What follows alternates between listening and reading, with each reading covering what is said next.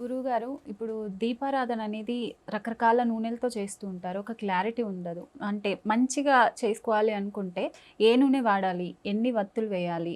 ఏ విధంగా చేయాలంటారు దీపారాధన? వాస్తవానికి నిజం చెప్పాలి అనంటే 108 రకాల నూనెలు ఉన్నాయి తల్లి. ఇందులో నూనెలు ప్రతిరోజు రోజు విడిచి రోజు ఎప్పుడు వాడతాము అంటే మీకు కార్తీక మాసం ఐడియా ఉంది కదా. కార్తీక మాసంలో శివాలయంలో ధ్వజస్తంభానికి ఆకాశ దీపారాధన అనేది చేస్తారు. తెలుసా అది మీకు? ఎప్పుడైనా చూసారా ఆకాశ దీపారాధన? ఒక తాడు కట్టి ధ్వజస్తంభం పైకి ఆకాశ దీపాన్ని ఎత్తుతూ ఉంటారు. అక్కడ మాత్రమే అన్ని రకాల నూనెలు వాడాలి. రోజుకొకటని మాసం చొప్పున 30 రకాల నూనెలు వస్తాయి.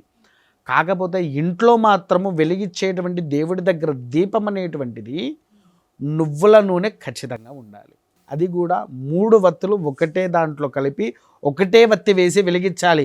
దీపానికి 5 కొసలు ఉన్నాయి, 5టికి 5 వత్తులు వేసేసి నూనె పోసి వెలిగించకూడదు. ఎప్పుడు కూడా పెడతారు అలాగే 2 ఉంటే 2 పెడతారు. అసలు మన ఇంట్లో ఉండే దీపం కూడా ఎటువైపు చూడాలనో తెలుసారా తల్లి?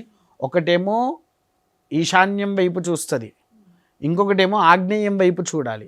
అంటే ఇలా చూడాలి. ఇలా చూసినప్పుడే ఆ దీపం యొక్క అనుగ్రహము అనేటువంటిది వస్తూ ఉంటుంది. అలా ఎటు మూలల్లో ఉన్న ఏ దీపంలో కూడా వత్తులు వేయకుండా ఇంట్లో ధన కనక వస్తువాహనాలతో విరధిల్లుతూ ఉండాలంటే ఖచ్చితంగా 3 వత్తులు కలిపి ఒకటే వత్తి చేసి ఒకటే వైపుగా ఈశాన్యము ఆగ్నేయం వైపుగా ఉండేటట్టుగా దీపాలను పెట్టి ఆ దీపంలో వత్తులు వేసి నూనె వేసి వెలిగించాలి.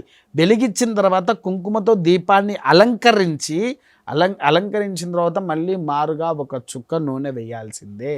అలా వేస్తే దీపారాధన శక్తి అనేటువంటిది మనకు మన ఇంటికి వర్తిస్తుంది.